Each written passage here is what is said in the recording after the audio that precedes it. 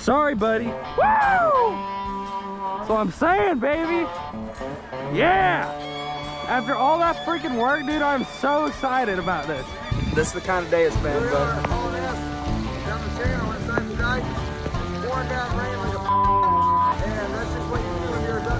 Yep. Me and Hunter are laughing because we were asleep hard, dude. Hard. I was asleep hard, bro. All of a sudden I was like, damn, dude, that's close. Who's that? My gun and shoot, and lost a GoPro in the water. So that blows, and that's all I have to say about that. This is the first ever Zero Duck 30 piece review. We got Austin Plaskett here. Got a lot of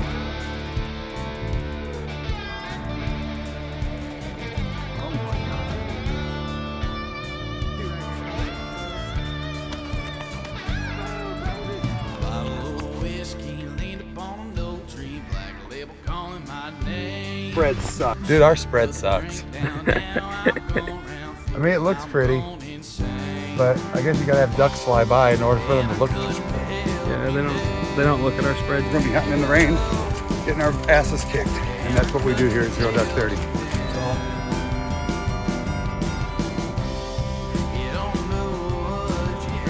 I'll be honest with you. I'm all on board with duck hunting now after this.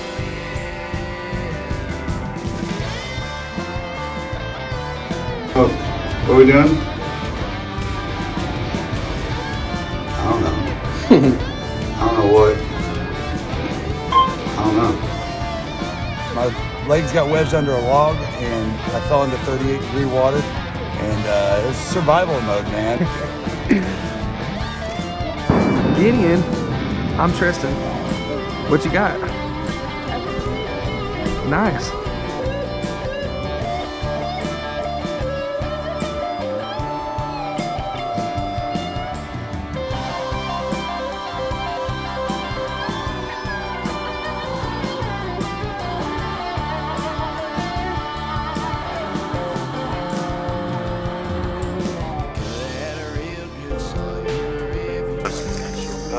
What's up? What a trek to get out here.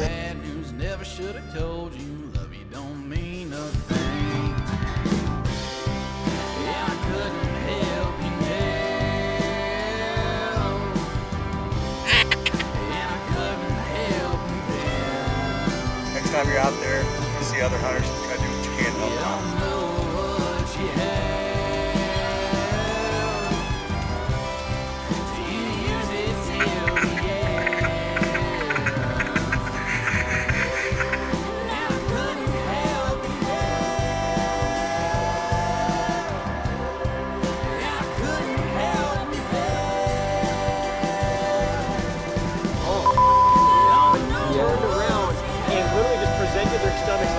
Yeah, I'm whooping booty. hey, that's a victory duck right there.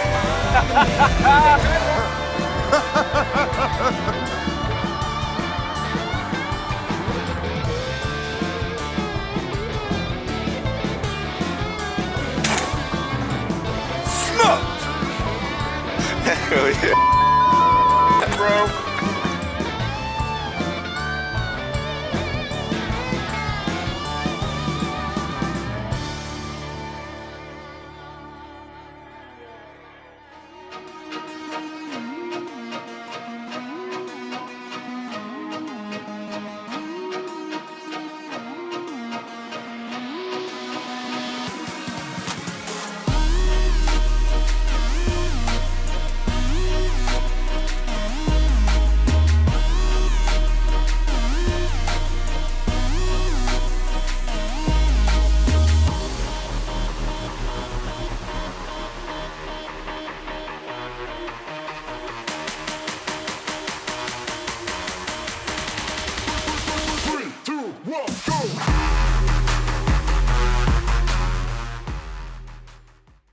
If you're a hardcore duck hunter, man, we go hard at this stuff. All of us do, you know. And every once in a while, the good Lord blesses you with a day like today. Special.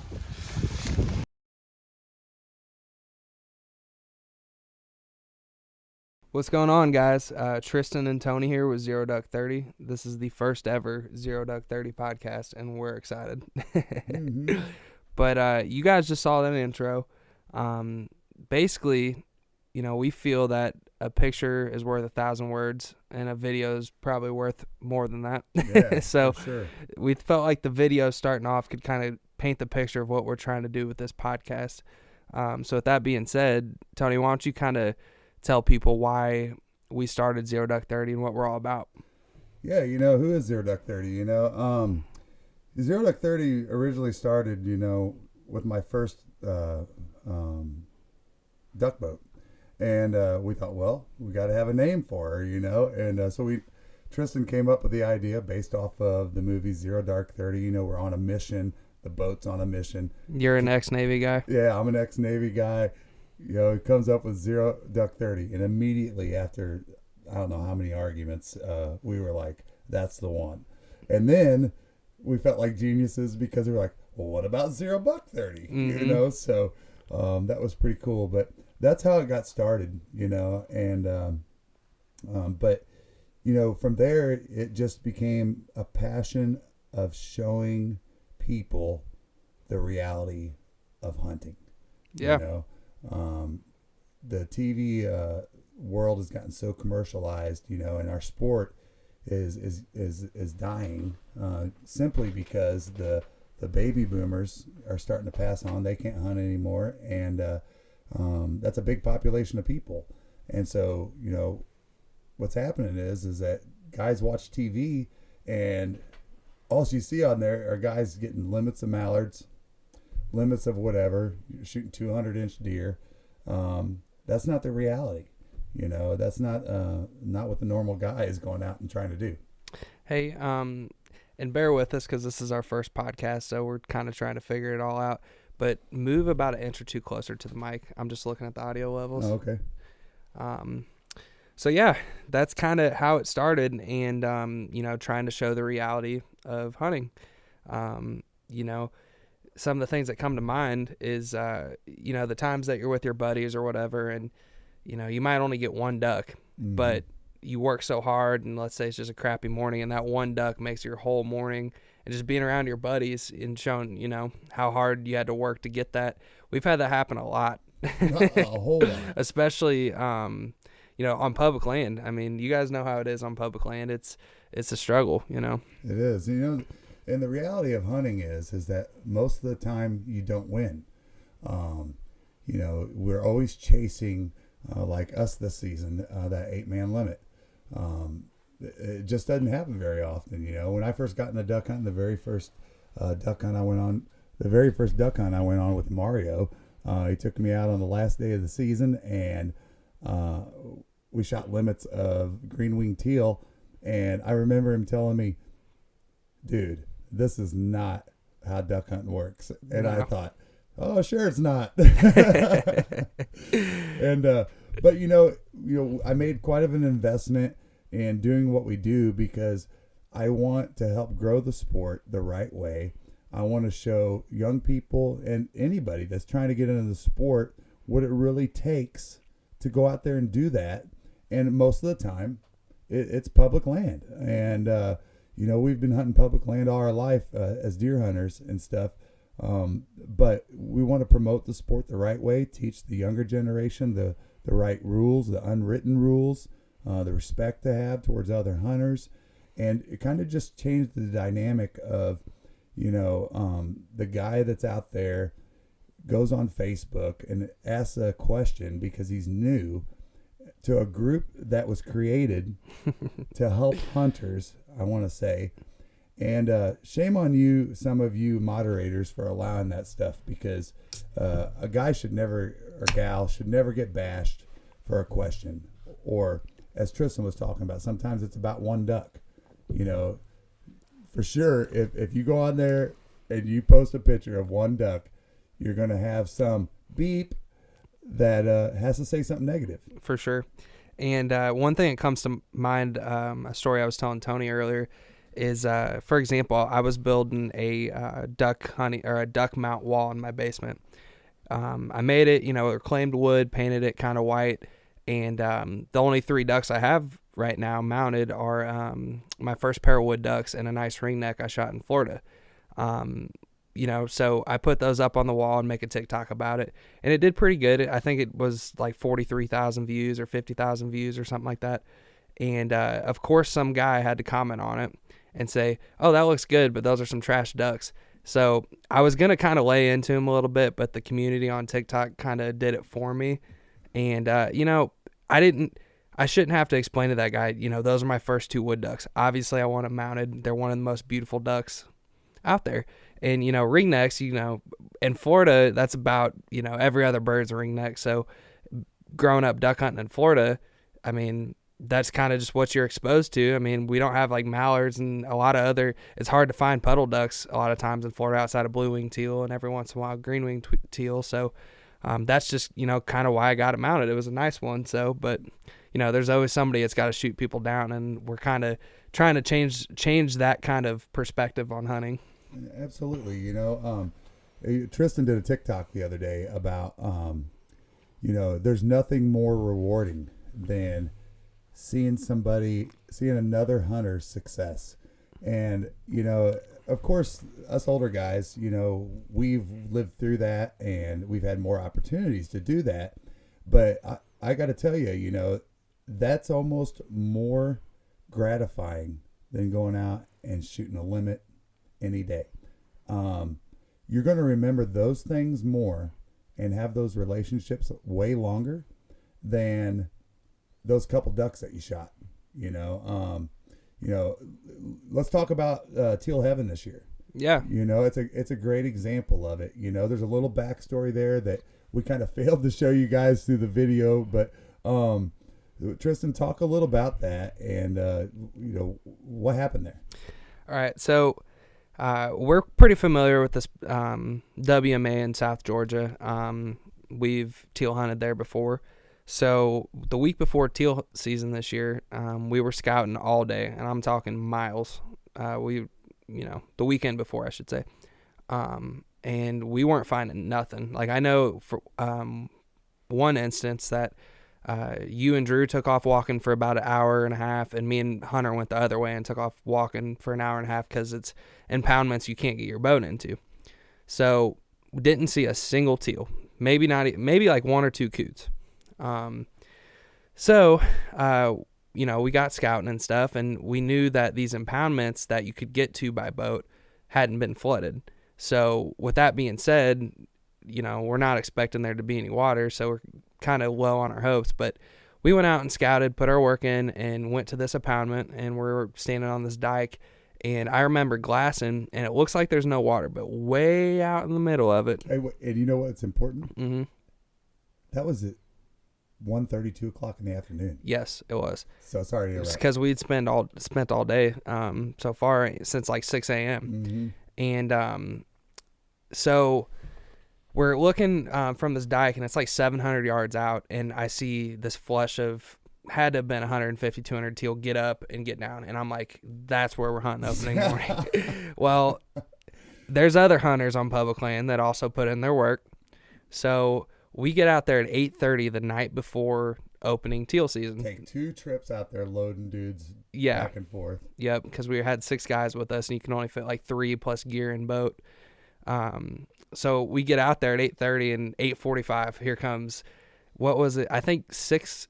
How many? So we had 6 and 10 other guys rolled up. Yeah, there was, I remember we got all set up. We was on the dike, and I said, is that a mud motor? Mm-hmm. And all of us looked at each other and said, no way. What's funny about this, a little backstory is, you remember Drew? Drew's like, no way, man. No way, man. No way anybody's going to find this spot. No, I was saying that, and Drew's like, I bet there will be. Yeah. And I was. Yeah. Yeah, and I thought there would be too, because, what didn't Dr. Duck say something about that there's no unknown spots on public land? Yeah, no. Yeah. And, definitely learned that lesson this year. And this was literally in the middle of what I would call a marsh desert. Yeah. Almost, back to the story is that we heard these mud motors coming, and we all looked at each other. And you've been there as a hunter, you know what I'm talking about. You spent that time to go out there, and here comes somebody to your spot, right? It's your spot because for some reason we have this false perception that we can pee on our territory. Yeah, and, it's ours, you know. And again, this is what we're out to change. So Tristan, just keep going on about it because this is why we're telling you the story. Yeah. So you know, we hear boats pulling up, and you know, these guys pull up to the dike, and we met them right off the bat. And you know, it's kind of one of those things where it's like, well, they got 10 guys coming, we got 6. The spot is, from what we could see, we figured it, and using like satellite imagery too, we figured it was probably, I don't know, 200 by what, 600-700, something like that. Yeah, something like that. And we figured it was anywhere from 700 to 1,000 yards. Yeah. Walk in from what we were doing. And one thing that's key about what we were doing, you guys, is we were staying far enough away from it, not setting up a single thing, so we didn't disturb these birds. And obviously, one thing we knew immediately is I told the guys when those boats pulled up and I saw 10 guys, is I said, look, man, they did their work. Yeah. They did their work just like anybody else. The best thing we can do is try to hunt together. There are plenty of birds. Yeah. And so anyway, take it from there. Yeah, so that was kind of the game plan. So we spent from about, I don't know, I guess 9 o'clock till about, I don't know, probably 2 something in the morning, just hanging out with these guys. I think people took naps when they needed to. You know, we were cooking. There's probably some clips in that intro video of us, you know, cooking and hanging out on that bank and stuff. And, you know, we basically just teamed up to get across the canal, which the canal is super deep and sketchy. So like, and you can't get a boat in there. So we had to we thought we were going to lay boards across it. That didn't work because the boards just sank because of the mud. So thankfully those guys had kayaks, and they were, you know, kind enough to help us out with using their kayaks. And we just kind of like 1 or 2 people at a time shuffled people across, 16 guys. And, you know, dogs, gear, and, and you know what? And nobody had to say, you do this, you do that. If there was something and somebody falling in, if there was another decoy bag across there, everybody was self-volunteering to help the other guy. For sure. To help everybody, to help the cause. And it was something incredible that I'd never witnessed with that many people. Yeah. You know. For sure. And, you know, we got up there, and it was like you said, 700 to 1,000 yards is what we figured. And they kind of set up on one side, and we set up on another side. And I think we ended up with 76 birds on public land between 16 guys, I think is what it was. I think we shot between us 6, I think we shot 26 or something. And then they shot 50, 52, 53, something like that. Yeah, something like that. So it was just an absolutely crazy morning, but just a testament to what we're really trying to promote. You know, all of us made it work, and, you know, there didn't have to be any fighting. Nobody had to be like, this is our spot. None of that. We made it work, and that's a perfect example. It is. And, you know, the best memory I have from it that we don't have any really footage of is you're sitting there and you're several hundred yards from these guys, but you can see everything that's going on. And yes. So they would have, I don't even know, that first day, they would have a group of 20, 30 teal come flying. And maybe not that many, but they might have a dozen come flying in, and they were raining those birds out and you hear people, whoa, screaming, and we're yelling at them. Yeah, you know, we're cheering good them on. job, guys, and they're screaming at us, good job, guys, you know, and just helping each other, you know, and enjoying the sport all together, you know. So that was a lot of the big backstory behind that whole thing, and it really tells what we're all about, you know. And we made some great friends, great connections. You know, some of those guys were in the Coast Guard, and just great quality South Georgia guys. I can't even tell you about any duck that I shot specifically. Same. If I think about it hard enough, maybe I might remember a certain shot, but I can remember so many different conversations Yeah. and laughter and Hunter getting stuck in the mud Yeah. and all these things. And that's what memories are all made of. And that's exactly what we're out to promote. So if you guys haven't seen Teal Season episode 1 from last year, Teal Heaven, Yep. go watch it. Yep. If you search Georgia Public Land, Teal Heaven, 2021, it should come up. But yeah, that's exactly what we're about. Absolutely. So let's talk about Tristan, not to shift gears here, but let's talk about why are we doing this podcast? You know, obviously we're out there doing the videos. You're out there. Tristan does all of our social media. So he's constantly on there, and it can be daunting at times getting the content together to put it all together. But obviously we're trying to hit all those different channels of putting that message out and creating this change, if you will, our approach to the sport. Yep. So the newest way is our podcast show. So let's talk about what we're looking to accomplish with that. So the main reason we started the podcast is, you know, we post these duck hunting videos and that kind of thing, but we wanted to get into an educational side of it and also kind of just show you guys more of who we are. And this is a great format to be able to dive into who we are and what we do, because you're getting to hear us talk for more than just clips at a time. You get to hear our personalities. You get to see what we're really all about. The backstories and stuff. So, you know, we want to help people get into hunting like, you know, we did and that kind of thing, because you guys know how it is. Not everybody grows up with a family that, you know, has land and has all the gear and all that stuff. It's expensive to get into it. I mean, I would put it up there with golf as being that expensive, you know, to get into, or fishing. Yep. But, yeah, so we just wanted to have another way to be in touch with, you know, the people that follow us and, you know, kind of help people get into it. It was kind of the main thing. Yeah. And here's our commitment to you guys is that we have actually set up the time and resources. You know, we made this investment in this podcast equipment so that we can have this good quality audio equipment to bring you guys this. We're also going to be posting on YouTube. But, you know, we're committed to bringing you guys a podcast, YouTube video every single week from here until we get caught up chasing ducks. Pretty much, yeah. And we're even going to still do it during duck season. Mm-hmm. You know, we want to give every hunter every tool they need. So we are going to have some great guests on our show.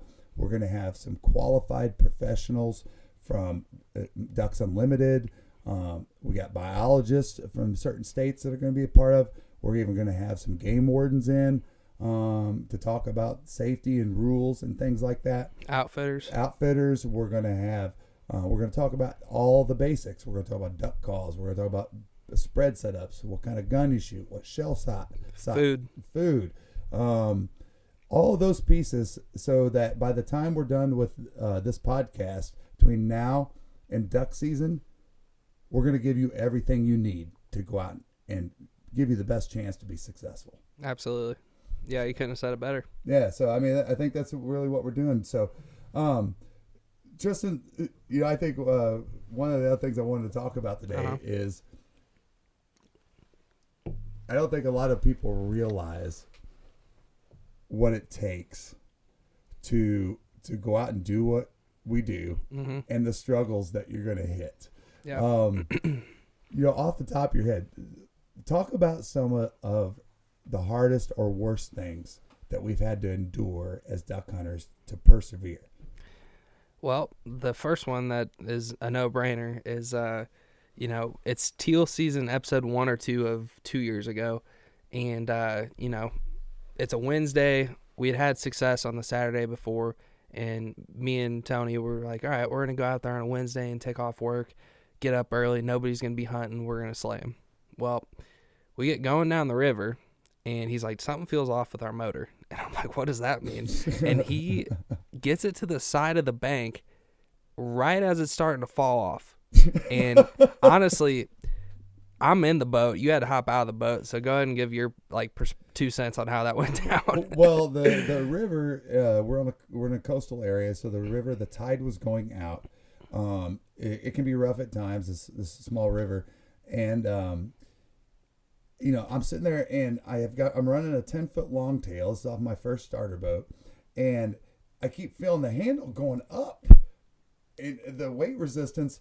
And then I look and there's motor mount bolts that go to the swivel arm and all the lock nuts came off. I don't know. I mean, looking back, it almost makes me feel like that somebody may have done that. I don't know why I don't know. But that's what happened. And it turned into a very serious situation. Life or death. Yeah, it did. And I had to jump out of the boat in the very steep banks, and not counting the fact that we see all kinds of gators there all the time. Oh, yeah. And, we're used to them, but I think if somebody from the Midwest was with us that day, they would have said, oh, hell no. We ain't hunting today. Yeah, I'm not. That motor can go to the bottom of that river. I don't give a damn. But we literally, it took every bit of physical strength that Tristan and I both had to save that motor and really stay safe there for a minute. But I had to push up while I'm standing in the river, holding up that 10-foot longtail. You're pulling down on the arm. Yep. And I'm underneath there, and I was able to find 3 of the lock nuts, and we got it together. So we got it together.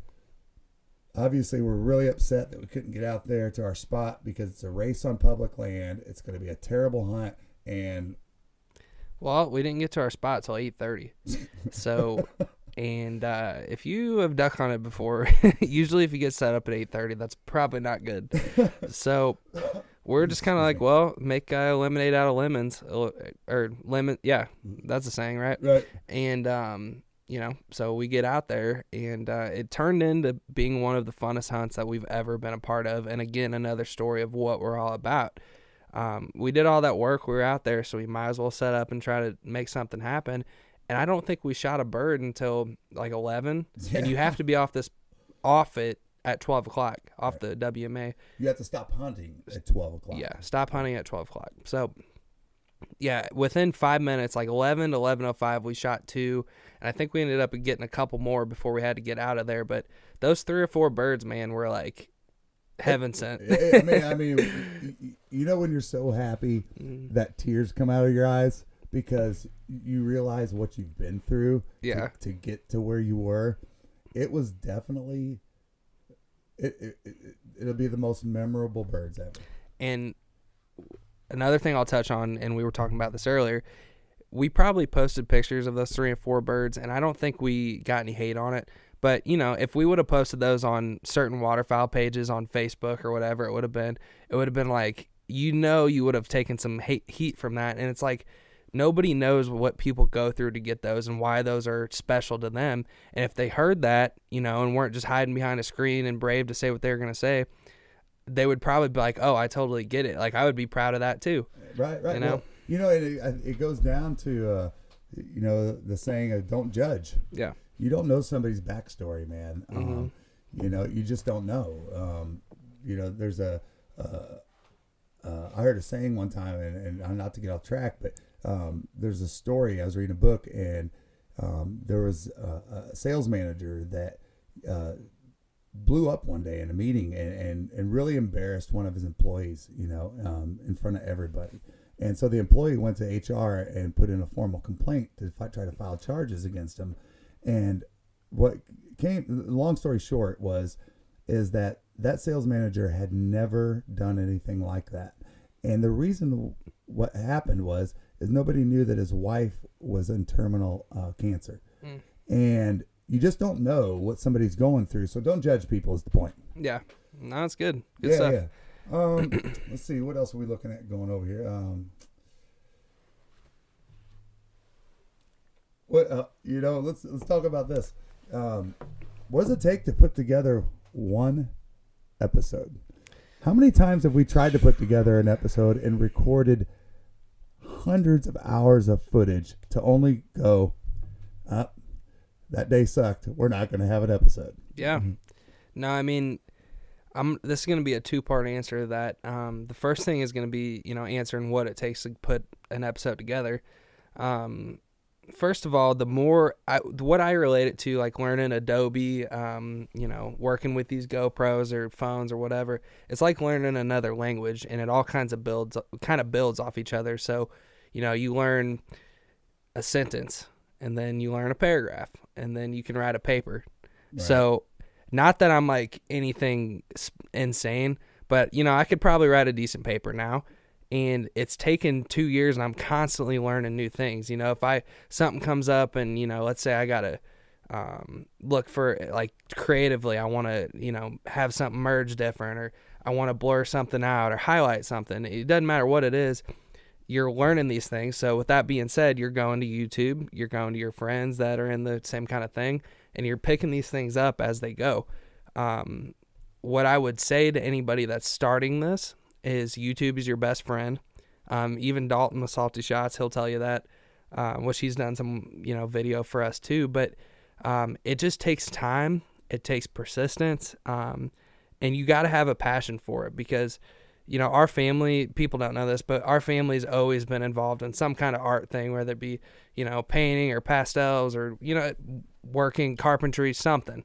We're just an artistic family, and this is I kind of look at it as my way of expressing that, in my generation. I'm 25 years old, and that's just we're in that era now. And just, if you were going to get into it, just YouTube's your best friend. Get Adobe. You can start with a GoPro in your phone. That's what we do most of the time. And that's really all I can suggest. You got to get into it. It's one of those things you got to learn hands-on. If you got somebody that, you're friends with that knows kind of what you're working with, that'll help you a lot, because they can go into it.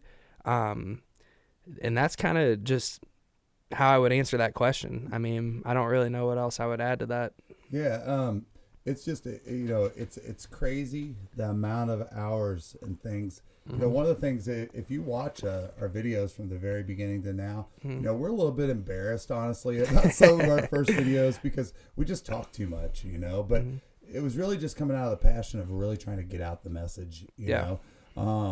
But, we've realized how we need to change things and make it more friendly for people that want to view what we're doing. But at the same time, you can understand the passion, and you just don't realize how many times you go out there and you record a video of ice crushing next to your truck tire because it looks cool, or we're backing the boat in, or we're getting breakfast at some of our favorite places, or Hunter's getting some fried chicken from somewhere, which, stay tuned, this year we will be having the first Zero Duck 30 chicken review. Oh yeah. That's going to be new. I mean, who doesn't go to a gas station and get chicken after you've been hunting all morning, but it just takes so much time of effort that we put so much time in, that we record so much stuff, and then we go, well, we did everything right, and that duck hunt sucked. Yeah, and that's actually the second part of what I wanted to get to is, so for example, right, like, we're going to Arkansas this year for the first split. We've met Davey and some other guys that good local boys know publicly, and they're in and out, and just super helpful to us. And if you watch, that he's a big part of, if you watch our Arkansas part 1 and 2 from 2 years ago, Davey's a big part of that, because he just, his insight and helping us out helped us out. That's the only thing I can say. And but with that being said, going into this year, we were like, all right, we're gonna team up all together, get out there. So we had Dalton with Salty Shots come out, and he did a fantastic job with the stuff. Phenomenal. The stuff that he got. But we just didn't. Sometimes you don't shoot the ducks. No. So we got a lot of great content to use, but we didn't kill ducks. Like, we're posting the content throughout the year and stuff, but I mean, if you're not killing ducks, you can't really put together an episode with, you know what I mean? No, everybody can feel for you and be like, yeah, that is what really happens. And then we go, well, we want to show what really happens all the time. But unfortunately, we wouldn't get anybody to watch anything. Yeah. And one thing I will touch on is we were in every position to be successful. Every position. We had a great game plan. Davey and the other local guys knew where the ducks were, and the thing, like, we were literally so close to landing like 50 mallards in our hole. Easy. And if you hunted anywhere in northeast Arkansas, the first split, water was a severe problem. Yeah. So, you're hunting in mud puddles. That means that the holes that late season that are there aren't there. So it's competitive to begin with, but everybody is trying to hone in on these spots, and it's just hard. And, like I was going to say, we were close to landing like 50 mallards in our hole a couple different times. Easily. And, somebody 200-300 yards overshoots, those ducks are gone, buddy. Yep. Oh, and so that's kind of what we were competing with. And like I said, we couldn't have had a better game plan. No. It couldn't have been executed any better to get that spot on public land. No. And I'll tell you guys this is there's definitely, let's just talk real quick. I guess if we're rolling that way, let's talk a little bit about going out and hunting Arkansas public land, Definitely go watch our Arkansas part 1 and 2. I think that really shows the reality of what it takes. I mean, our first trip, I think we walked 48 miles. Yeah, in a week. And that's not counting what we did on the boat. Yep. And never shot a mallard. Wood duck party. That's the reality. And if you watch Dr. Duck, you listen to him and Billy talk, it's constant. They're trying to tell every one of you, take the time to scout. It's going to take, they're spending days. And touch on that and what we did on that trip because of what they said. Like, as far as our game plan and taking a week, we were going to scout the first 2 or 3 days. Yep. So kind of touch on that. Yeah. So we took a whole week. Never been to Arkansas. We're marsh hunters. We smoke them down here, but it's a different niche up there doing the timber. It's a bit intimidating based on a lot of stuff you see on social media and stuff. You think, hey, I'm going to go hunt the Super Bowl. Yeah, pretty much, yeah. And especially if you're like on opening day or anything like that on some of these public land areas. But Dr. Duck had always been talking about, hey, you need to spend a good 3 or 4 days scouting. And it's so hard to do because, everybody's limited with the time you have off. And you're like, I don't want to let one day go by. And so what the default is a lot of people don't do the scouting and then they end up unsuccessful. The reason why Dennis and Billy are successful on a consistent basis is if you watch their videos, they are out there scouting like crazy and doing the work. And that's why they're successful. It's that simple. But sometimes you can do all that and not be successful. Yeah. The first several days that we were there, we scouted for either the first 3 or 4 days. Yeah. And didn't even hunt. And finally, we got on some wood ducks and had one hell of a hunt. Oh. Incredible. Crazy. Basically, all 3 of us shot one, and by the time we went to retrieve our one, we came back with our limits by 7:30. 7:30, and it was beautiful. But if you watch that past video, you probably saw the piece where I'm coming back walking in the pouring down rain. That was a lot of fun. But again, not to get way off topic with this, but it just takes so much to put in to get an episode and to display that to people and all of that. And the struggles are real out there. Yeah. Couldn't have said it better. I mean, yeah. Well, I'll tell you what, guys. Thanks for tuning in to this first podcast that we've ever done. We've already got a lineup. Myself, Drew, Tristan. We're going to be meeting 3 times a week, actually, to produce this information that's going to be coming out to you guys.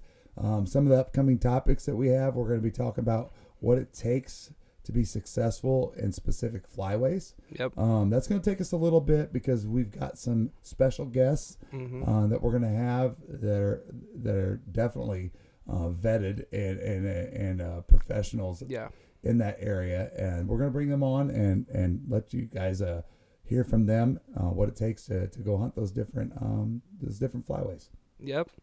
So I guess that pretty much wraps it up, and thank you guys for tuning in. Thank you for tuning in.